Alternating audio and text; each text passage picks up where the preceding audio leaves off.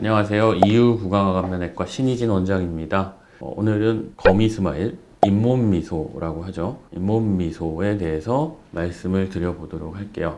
잇몸미소는 웃을 때 살짝 웃기만 해도 잇몸이 거의 치아 수준 정도로 보이는 정도를 보통 우리가 잇몸미소라고 생각할 것 같아요. 웃었을 때 잇몸이 보이는 거는 나쁘진 않다고 봐요. 저는 오히려 좀 건강해 보일 수 있고, 평소에 아주 조금만 입을 벌려도 살짝 웃으려고만 해도 잇몸이 확 보이면 그거는 조금 부자연스러운 느낌이 들고요. 첫 번째는 그 정도로 잇몸이 많이 보인다는 거는 위턱이 많이 길어졌다는 얘기거든요. 수직적으로 과잉된 케이스, 위턱이 앞으로 나오면 돌출입이 되겠고, 위턱이 밑으로 내려가면서 하면은 잇몸이 많이 보이겠죠. 이렇게 내려가게 되면은 입이 잘 안 다물어져요. 입술이 잘 안 다물어지니까 같이 동반돼서 흔하게 나타나는 증상 중에 하나가 뭐냐면, 턱끝에 이렇게 호두주름이라고 하는 주름이 자글자글하게 잡히는 거예요. 입술을 이렇게 다물려고 하면 그런 부분들이 이제 얼굴의 표정을 좀 어색하게 만들 수 있는 거죠. 대표적으로 보면 연예인 중에는 유해진 씨,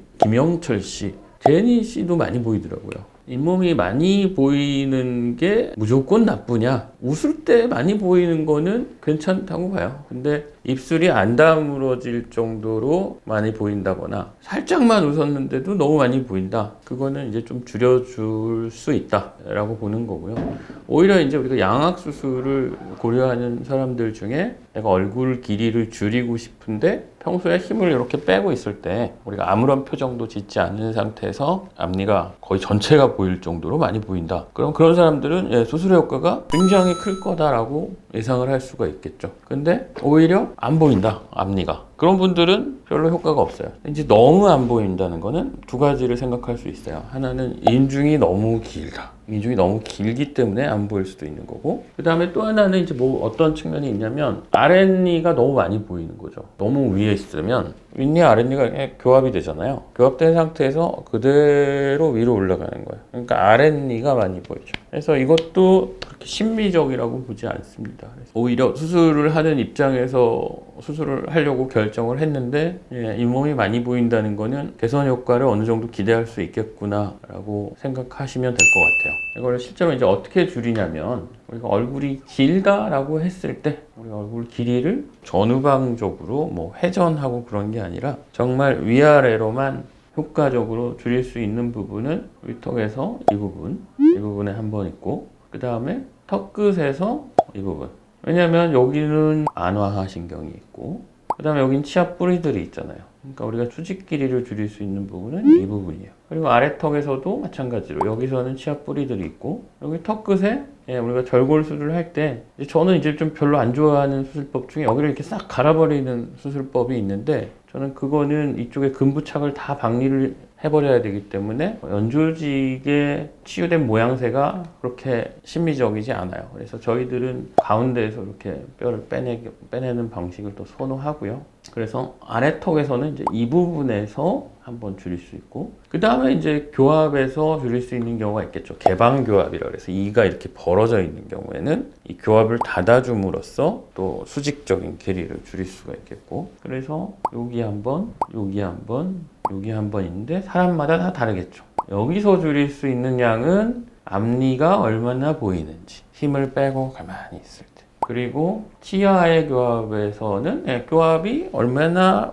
벌어져 있는지, 개방교합이라고 해서 앞니가 벌어져 있는 경우들이 있어요. 그런 경우들도 수직 길이를 줄일 수가 있겠고, 턱끝 길이의 비율은 보통 인중과 아랫입술 길이, 아랫입술에서 턱끝까지의 이 비율을 가지고 결정을 합니다. 보통 1대2나 1대1.8 그런 얘기를 하는데, 그게 이제 이 비율을 말하는 거예요. 인중과 턱끝의 비율. 무작정 여기 턱끝을 줄일 수는 없는 건 또 뭐냐면, 인중이 긴 사람들을 턱끝을 많이 줄이면 어떻게 되냐면 상대적으로 인중이 더 길어 보이는 거예요. 바로 옆에 있는 구조물이잖아요. 그런 비율들을 얘기하는 게 다 이유가 있어요.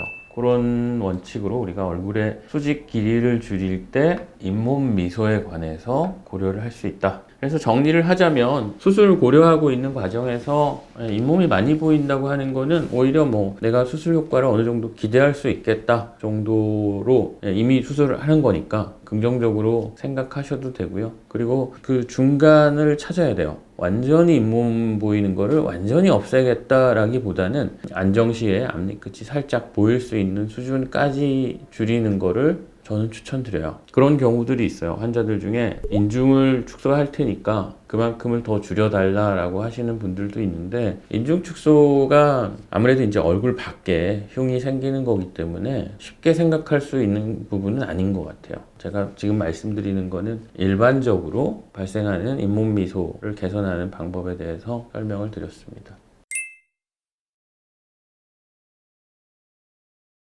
그렇죠. 그러니까 보이는 양이 뭐 경미할 경우에는 보톡스도 효과가 있을 수 있어요. 왜냐면 입술도 안 다물어지는 것도 아니고 앞니도 많이 보이지도 않고, 그런데 웃으면 잇몸이 유난히 많이 보인다. 그런 경우는 이제 이쪽 표정근의 근활성이 너무 센 경우에, 그런 경우에도 잇몸 미소가 과도하게 나타날 수 있어요. 그런 경우에는 이쪽의 근활성을 좀 죽여주는 보톡스 치료 방법도 나쁘지 않은 방법 중에 하나고, 또 한 가지는 뭐가 있냐면 치아가 너무 작은 거야. 치아가 잇몸이 너무 많이 잘 덮고 있어서 치아가 너무 작은 경우에, 그런 경우는 진지백톰이라고 해서 잇몸을 잘라내는 수술이 있어요. 정상 크기로 만드는 거죠, 치아를. 그래서 그런 경우도 굳이 양악 수술을 할 필요는 없죠. 그러니까 진단을 받아봐야 돼요. 근데 이제 개선 효과가 가장 확실한 건 아무래도 양악 수술이겠죠. 네, 오늘은 여기까지 말씀드리겠습니다. 감사합니다.